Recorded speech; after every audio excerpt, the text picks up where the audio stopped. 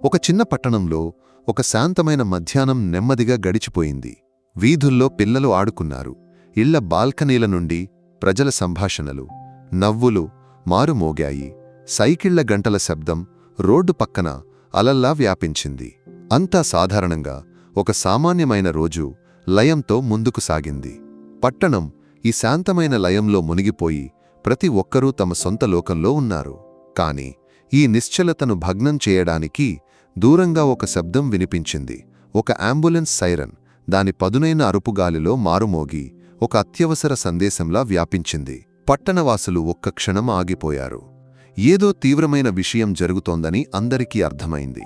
Ambulance ఎరుపు నీలం లైట్లు మిణుక్కుమని ఇరుకైన వీధుల గుండా వేగంగా దూసుకెళ్ళింది. దాని లోపల పారామెడిక్స్ ఒక ప్రాణాన్ని కాపాడే దౌత్యంలో మునిగిపోయారు. వెనుక సీటులో ఒక వ్యక్తి సమయంతో పోరాడుతున్నాడు. ప్రతి సెకను ఒక యుగంలా అనిపించింది. అంబులెన్స్ మలుపులు తిరుగుతూ ఇరుకు గల్లీల గుండా ఎక్కి దిగుతూ ఆసుపత్రికి వీలైనంత త్వరగా చేరుకోవడానికి ప్రయత్నించింది. కాని అకస్మాత్తుగా ఊహించని ఒక సంఘటన జరిగింది. పట్టణంలోని ప్రధాన వీధిలోకి ప్రవేశించబోతున్నప్పుడు అంబులెన్స్ ఒక్కసారిగా బ్రేక్ వేసి ఆగిపోయింది. రోడ్డు మధ్యలో ఒక పెద్ద కుక్క నిలబడి ఉంది. దాని బొచ్చు గజిబిజిగా, కళ్ళు అంబులెన్స్ను చూస్తూ ఒక సవాల్ విసిరినట్లుగా ఉన్నాయి. డ్రైవర్ హారన్ మోగించాడు, కాని కుక్క కదలలేదు. పారామెడిక్స్ గట్టిగా అరిచి దాన్ని తప్పించడానికి ప్రయత్నించారు. కాని అది అక్కడే గట్టిగా నిలబడింది, ఒక దౌత్యంలో ఉన్నట్లుగా. కొన్ని నిమిషాల్లో జనం గుమిగూడారు. కొందరు విజిల్ వేశారు, కొందరు ఆహారం ఇస్తామని చెప్పారు. కాని ఏమీ పనిచేయలేదు. కుక్క ఒక రహస్యాన్ని మనసులో దాచుకున్నట్లుగా కదలకుండా నిలబడింది. సమయం నెమ్మదిగా సాగింది. అంబులెన్స్లోని రోగి ప్రాణం త్రాసులో వేలాడుతోంది. ఈ కుక్క ఇక్కడ ఎందుకు, దారి ఎందుకు వదలడం లేదు? ఎవరికీ అర్థం కాని ఒక రహస్యం జనాన్ని చుట్టుముట్టింది. ఎవరో ఒక ఆలోచన చెప్పారు. డాక్టర్ ఎమిలీని పిలవండి. పట్టణంలోని యువ వెటర్నరీ డాక్టర్, జంతువుల పట్ల ప్రేమ, వాటిని నిర్వహించే సామర్థ్యంతో ప్రసిద్ధి చెందినవారు. ఎమిలీ త్వరగా వచ్చింది. తెల్లటి కోటులో, శాంతమైన ఆత్మవిశ్వాసంతో నిండిన ముఖంతో ఆమె కుక్కను జాగ్రత్తగా పరిశీలించింది. దాని కళ్లలో అసాధారణమైన తీవ్రత ఉంది, ఒక సందేశమివ్వడానికి ప్రయత్నిస్తున్నట్లుగా. అది యాదృచ్ఛికంగా అక్కడ నిలబడలేదు. అది ఎమిలీకి స్పష్టమైంది. ఎమిలీ నెమ్మదిగా దాని దగ్గరకు నడిచింది. మృదువుగా మాట్లాడుతూ దాని ఎత్తుకు చేరుకోవడానికి మోకాళ్లపై కూర్చుంది. కుక్క గుర్రుమనలేదు, వెనక్కి తగ్గలేదు. బదులుగా తలవంచి ఆమె దయను అంగీకరిస్తున్నట్లుగా నిలబడింది. దాని కళ్లలో అత్యవసరం, తెలివి నిండి ఉన్నాయి. ఎమిలీ చేచాపింది. దానికి తన ఉనికిని తెలియచేసింది. కుక్క ఆమె చేతిని వాసన చూసి నెమ్మదిగా తోకాడించింది, విశ్వాసం చూపింది. నీవు ఇక్కడ ఊరికే లేవు కదూ? ఎమిలీ మనసులో అనుకుంది. దాని ప్రవర్తనలో ఒక లక్ష్యం ఉంది.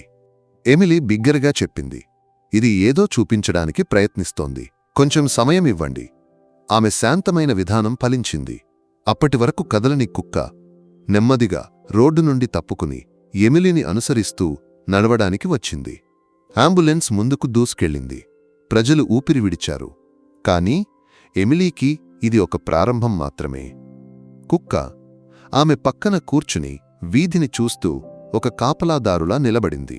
దాని గజిబిజి బొచ్చు, అలసిన రూపం ఒక కథ చెప్పాయి. కాని దాని కళ్లలో తెలివి, దృఢనిశ్చయం ఉన్నాయి. నీవు నిజంగా ఎవరు? ఎమిలీ గుండెల్లో అనుకుంది, దాన్ని నెమ్మదిగా తడుముతూ. అది కృతజ్ఞతతో చూసింది. కాని దానిలో ఒక అసౌకర్యం మిగిలి ఉంది, ఏదో చెప్పడానికి మిగిలి ఉందని సూచిస్తున్నట్లుగా. కుక్కను వదిలేయడం ఎమిలీకి సాధ్యం కాలేదు. దాన్ని వెటర్నరీ క్లినిక్కు తీసుకెళ్లి పరీక్షలు మొదలుపెట్టింది. అది అలసిపోయి ఉంది, కాని పూర్తిగా విడిచిపెట్టబడినది కాదు. దాని దంతాలు శుభ్రంగా ఉన్నాయి, కాళ్ళు దీర్ఘదూరం నడిచిన గుర్తులు చూపించాయి. అది సాధారణ ఆదేశాలను పాటించింది, అవసరం లేకుండా కూర్చుంది. శిక్షణ పొందిన ఒక జంతువు యొక్క క్రమశిక్షణ చూపించింది. ఎమిలీకి నిశ్చయమైంది, ఈ కుక్క ఒక యజమానిది, దాని ప్రవర్తన వెనుక ఒక పెద్ద రహస్యం ఉంది. మరుసటి రోజు ఉదయం ఎమిలీ కుక్కతో కలిసి క్లినిక్ చుట్టూ ఉన్న వీధుల్లో నడిచింది. అది యాదృచ్ఛికంగా నడవలేదు. ప్రతి అడుగు ఒక లక్ష్యంతో ఉంది. అకస్మాత్తుగా ఒక గల్లీ ముందు అది ఆగి చివరి చీకటిలోకి చూస్తూ ఎమిలీని అనుసరించమని కోరినట్లుగా నిలబడింది. సరే, నిన్ను నమ్ముతాను, ఎమిలీ చెప్పి దాన్ని అనుసరించింది. కుక్క దృఢనిశ్చయంతో నడిచింది. మధ్యలో ఆగి వాసన చూస్తూ ఏదో వెతుకుతున్నట్లుగా. ఒక కంచెలో ఒక బట్టముక్క చిక్కుకుని ఉందని ఎమిలీ కనుగొంది. ఒక జాకెట్ భాగం నల్లబడిన గుర్తులతో. కుక్క తోక ఆడించింది. అది ముఖ్యమైనదని సూచించింది. వారు ముందుకు సాగారు. ప్రతి ప్రదేశం ఒక పెద్ద కథలో భాగమని ఎమిలీకి అనిపించింది. కుక్క ఎమిలీని పాత వేర్హౌజ్లకు, ఒక పార్కులో కాల్చిన అగ్నిశేషాలకు, విడిచిపెట్టబడిన ఒక ఇంటికి తీసుకెళ్ళింది. ప్రతి ప్రదేశంలో మంటల గుర్తులు ఉన్నాయి. నల్లబడిన గోడలు, రసాయనాల వాసన, కాలిపోయిన బట్టముక్కలు. ఎమిలీ నోట్స్ తీసుకుంది. ఒక నమూనాను గుర్తించింది. ఈ కుక్క యాదృచ్ఛికంగా ఈ ప్రదేశాలకు వెళ్లడం లేదు, అది ఒక మార్గాన్ని అనుసరిస్తోంది. రోజులు గడిచాయి. ఎమిలీ కుక్క గురించి విచారణ మొదలుపెట్టింది. పట్టణంలోని ఒక ఫైర్ ఫైటర్ ఒక సూచన ఇచ్చాడు. ఈ కుక్క మైఖేల్ యొక్క బడ్డీ కావచ్చు. మైఖేల్ ఒక గౌరవనీయ ఫైర్ ఫైటర్, ప్రజల హృదయాల్లో స్థానం సంపాదించినవాడు. కొన్ని వారాల క్రితం రహస్యంగా అదృశ్యమయ్యాడు. బడ్డీ మైఖేల్ యొక్క విశ్వసనీయ సహచరుడు. మంటల్లో రసాయనాలను కనుగొనడానికి శిక్షణ పొందినవాడు. మైఖేల్ అదృశ్యమైనప్పుడు బడ్డీని కూడా ఎవరూ చూడలేదు. ఎమిలీ హృదయం వేగంగా కొట్టుకుంది. బడ్డీ మైఖేల్ యొక్క మార్గాన్ని అనుసరిస్తోంది. పట్టణంలోని మంటలను విచారిస్తున్న మైఖేల్ యొక్క మార్గం. బడ్డీ ఎమిలీని తీసుకెళ్లిన ప్రతి ప్రదేశం మైఖేల్ విచారించిన మంటలతో సంబంధం కలిగి ఉంది. ఒక పాత వేర్హౌస్లో ఎమిలీ మైఖేల్ యొక్క ఎఫ్ఎస్ అనే ముద్ర ఉన్న ఫైర్మాన్ టోపీని కనుగొంది. బడ్డీ తన తోకను నెమ్మదిగా ఆడించి వారు సరైన మార్గంలో ఉన్నారని సూచించింది. ఒకరోజు బడ్డీ ఎమిలీని పట్టణం బయట ఉన్న ఒక పెద్ద, విడిచిపెట్టబడిన వేర్హౌస్కు తీసుకెళ్ళింది. నాచుపట్టిన గోడలు, తుప్పపట్టిన లోహ తలుపు ఒక భయానక వాతావరణాన్ని సృష్టించాయి. బడ్డీ ఒక క్షణం కూడా సందేహించకుండా తలుపు దాటి లోపలికి నడిచింది. ఎమిలీ ఫ్లాష్ లైట్ చేతిలో పట్టుకుని దాన్ని అనుసరించింది. వేర్హౌస్ లోపల తడి, కాలిన చెక్క వాసన కలిసిన ఒక గంధం నిండి ఉంది. బడ్డీ వాసన చూస్తూ వేగంగా ముందుకు సాగింది. అకస్మాత్తుగా ఒక మూల నుండి ఒక మసక శబ్దం వినిపించింది. ఒక మనిషి యొక్క మూలుగు బలహీనమైన, దూరంగా ఉన్నది. ఎమిలీ హృదయం వేగంగా కొట్టుకుంది. బడ్డీ ఒక బెరుకు అరిచి శబ్దం వచ్చిన దిశగా పరుగెత్తింది.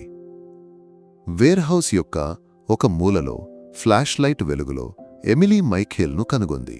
అతను నేలపై పడి ఉన్నాడు, బలహీనంగా, గాయపడి, కాని సజీవంగా. బడ్డీ అతని దగ్గరకు పరుగెత్తి ముఖాన్ని నాకి ఆనందంతో తోకాడించింది. మైఖేల్ కష్టపడి కళ్ళు తెరిచి ముఖంపై చిరునవ్వు విరబూసింది. ఎమిలీ వెంటనే ఎమర్జెన్సీ సర్వీస్కు కాల్ చేసి మైఖేల్ యొక్క స్థితిని పరిశీలించింది. అంబులెన్స్ వచ్చేలోపు మైఖేల్ బలహీనమైన స్వరంతో తన కథ చెప్పాడు. పట్టణంలోని మంటలను విచారిస్తూ అతను ఒక పెద్ద కుట్రను కనుగొన్నాడు. ఎవరో ఉద్దేశపూర్వకంగా మంటలు పెడుతున్నారు. ఒక ప్రత్యేక రసాయనాన్ని ఉపయోగిస్తూ. వేర్హౌస్లో అతను నిర్ణాయక సాక్ష్యాలను కనుగొన్నాడు. కాని దాడి చేయబడ్డాడు, చనిపోయినట్లు భావించి అక్కడ విడిచిపెట్టబడ్డాడు. కాని బడ్డీ తన యజమానిని విడిచిపెట్టలేదు. అతను మైఖేల్ను కనుగొనడానికి ఎమిలీని నడిపించాడు. అంబులెన్స్ వచ్చి మైఖేల్ను ఆసుపత్రికి తీసుకెళ్ళింది.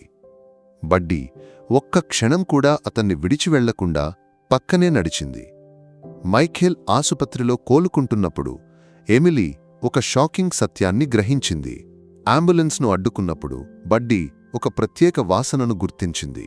మంటలకు ఉపయోగించిన రసాయనం యొక్క వాసన. అంబులెన్స్లోని రోగి ఒక ప్రమాదంలో చిక్కుకున్నవాడు కాదు, అతనే మంటల వెనుక ఉన్న నేరస్థుడు. మైఖేల్ యొక్క సమాచారం, ఎమిలీ, బడ్డీ సేకరించిన సాక్ష్యాలతో పోలీసులు నేరస్థుడిని కనుగొన్నారు. ఆసుపత్రిలో అతని బట్టలపై రసాయన శేషాలు కనుగొనబడ్డాయి. నేరం నిరూపించబడింది. బడ్డీ తన యజమానిని కాపాడడమే కాకుండా పట్టణాన్ని ఒక పెద్ద విపత్తు నుండి కాపాడింది. పట్టణం బడ్డీని ఒక హీరోగా సత్కరించింది. మేయర్ ఒక గొప్ప వేడుకలో బడ్డీకి ధైర్యం యొక్క మెడలిచ్చాడు. ప్రజలు తమ సొంత పెంపుడు జంతువులతో బడ్డీని సంబరాలు చేయడానికి వచ్చారు. మైఖేల్ కోలుకుంటూ బడ్డీని తన రక్షకుడిగా వర్ణించాడు. ఎమిలీ బడ్డీ కథలో భాగమైనందుకు గర్వపడింది. బడ్డీ యొక్క కథ పట్టణాన్ని దాటి ప్రపంచవ్యాప్తంగా వ్యాపించింది. అది విశ్వసనీయత, ధైర్యం యొక్క చిహ్నంగా మారింది. ఒక కుక్క తన యజమాని పట్ల ప్రేమతో ఒక పట్టణం యొక్క హృదయాన్ని గెలుచుకుంది. హీరోలకు కొన్నిసార్లు 4 కాళ్ళు, ఒక పెద్ద హృదయం మాత్రమే సరిపోతాయని నిరూపించింది.